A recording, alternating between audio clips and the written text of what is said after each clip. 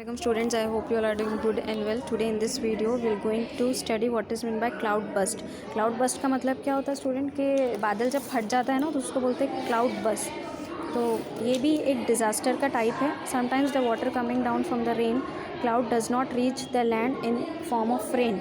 Instead, due to very high temperature near the land, it vapors and goes back into the same land. क्या होता है student, कभी कभार जो water नीचे आता है ना पानी की वजह से, रेन की वजह से, बारिश की वजह से, तो वो लैंड तक नहीं पहुंचता रेन की फॉर्म में. Instead due to very high temperature, क्योंकि क्या होता है टेम्परेचर वहाँ पे ज़्यादा होता है, तो जिसकी वजह से वो वाटर फॉर्म में नहीं आएगा, इट वेपराइज. और वो वहाँ पे क्या होगा, इट वेपराइज, वहाँ पे वो वेपर की फॉर्म में आ जाएगा. किसकी फॉर्म में आएगा?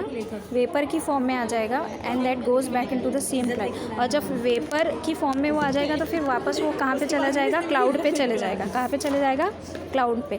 As a result the amount of vapour in those cloud become very high. और जिसकी वजह से क्या होगा, जो क्लाउड में जो वेपर्स रहेंगे उसकी क्वांटिटी ज़्यादा हो जाएंगी ड्यू टू रैपिड कंडेंसेशन. और वहाँ पे रैपिड कंडेंसेशन स्टार्ट हो जाएगा.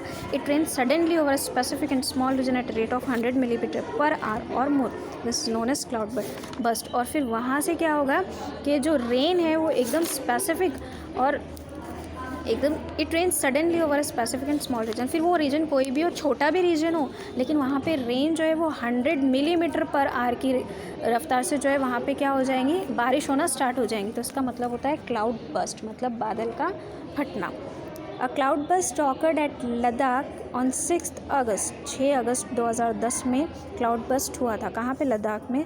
The cloud burst that occurred in Mumbai on 26 August 2005 was extraordinary and unforgettable. Cloud burst Mumbai का जो था वो कैसा था? एक्स्ट्रॉर्डिनरी था और अनफॉर्गेटेबल था. आपने इसको घर पे पढ़ लेना. उसके बाद नाउ फ्लड. फ्लड का मतलब क्या होता है? फ्लड का मतलब क्या होता है? What is mean bye flood? Flood का मतलब We have already learned about floods and effects of flood. Collect information about the floods. जो फ्लड का मतलब मेरे दिमाग में what is my floods preventive measure in view of floods. Construction of small dams in mountain. पानी का तूफान आना मतलब उसको ही बोलते हैं flood. Construction of small dams in mountainous region. छोटे छोटे रीजन में अगर आप डैम्स कंस्ट्रक्ट करेंगे माउंटेनियस रीजन में तो वहाँ पे फ्लड्स के कम चांसेस हो जाएंगे. उसके बाद कंस्ट्रक्शन ऑफ पर्कुलेशन टैंक्स का भी कंस्ट्रक्ट होना ज़रूरी है. मेकिंग रिवर बेड्स फ्लैट, ये भी होना ज़रूरी है. कल्टीवेशन ऑफ न्यू फॉरेस्ट का भी होना ज़रूरी है. कनेक्टिंग रिवर्स को एक दूसरे से कनेक्ट होना भी ज़रूरी है, जिसकी वजह से क्या होगा, फ्लड्स नहीं आएगा, सुनामी नहीं आएगी, तूफान नहीं आएगा पानी का. ठीक है. तो government of look at that yellow box. Government of India establish the natural flood commission in 1976 में गवर्नमेंट ऑफ इंडिया ने नेशनल फ्लड कमीशन को एस्टैब्लिश किया था. The commission has made special efforts towards the control of floods. A plan regarding flood control is kept ready for national level to village level. National level से लेके village level तक ये flood control था. Large scale damage of property and loss of life can be avoided because of this plan. Now look at that questions, you have to write it down. ठीक है, उसके answers find out करके उसको लिखना है आपको. This will be your homework. Now move to the next point, that is lightning. Lightning का मतलब होता है स्टूडेंट बिजली का कड़कना. ठीक है. You have learned about generation of electric charge and lightning strikes in the lesson on static electricity. In this lesson we should learn something. ठीक है. Now what is lightning का मतलब क्या होगा students? Let's see. Wonderful things to know. Lightning temperature more intense than the sun. Not all the lightning strikes the ground. ज़रूरी नहीं है कि सारी जो lightning है वो ground तक पहुँचे. In fact about 95% of lightning flashes are limited to the sky. 95% जो lightning रहती है वो sky की हद तक ही रहेंगी. Only 5% of lightning जो है वो ground तक आएगी. Lightning can be generated within one cloud. एक cloud में ही lightning generate हो सकती है. Between two clouds और between a cloud and a ground. ठीक है. दो क्लाउड्स के बीच में भी लाइटनिंग होंगी या क्लाउड और ग्राउंड के बीच में भी लाइटनिंग हो सकती है. अबाउट 40 लाइटनिंग फ्लैशेज ऑकर पर सेकेंड इन द एटमॉस्फेयर में कितनी 40 लाइटें पर फ्लैश ऑकर होती है per second. The temperature generated by lightning is higher than that of sun. Sun से भी ज़्यादा टेम्परेचर इसका होता है. Due to this high temperature, they are under high pressure, expand suddenly and a loud crashing sound is it.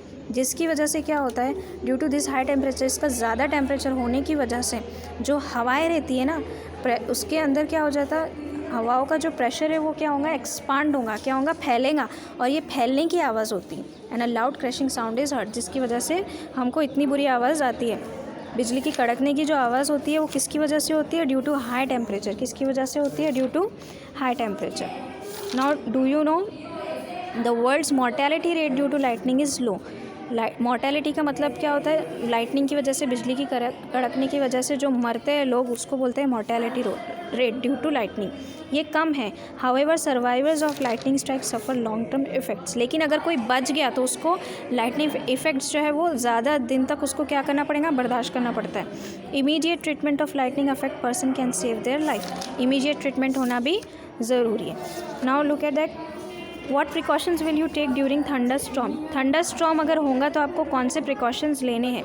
Do not stand on open ground और below a tree. झाड़ के नीचे तो बिल्कुल ही नहीं खड़े रहना है, और जो ओपन ग्राउंड है, खुली स्पेस है, वहाँ पे बिल्कुल नहीं खड़े रहना है आपको. Do not go to a higher location और a climb a tree. High location मतलब ऊपर की तरफ नहीं जाना है आपको, और ट्री को चढ़ना नहीं है. Do not stand near an electric pole. एक इलेक्ट्रिक पोल के करीब आपको नहीं खड़े रहना है. टेलीफोन पोल के करीब और टावर पोल के करीब आपको नहीं खड़े रहना है. Do not lean on wet fences around a farm.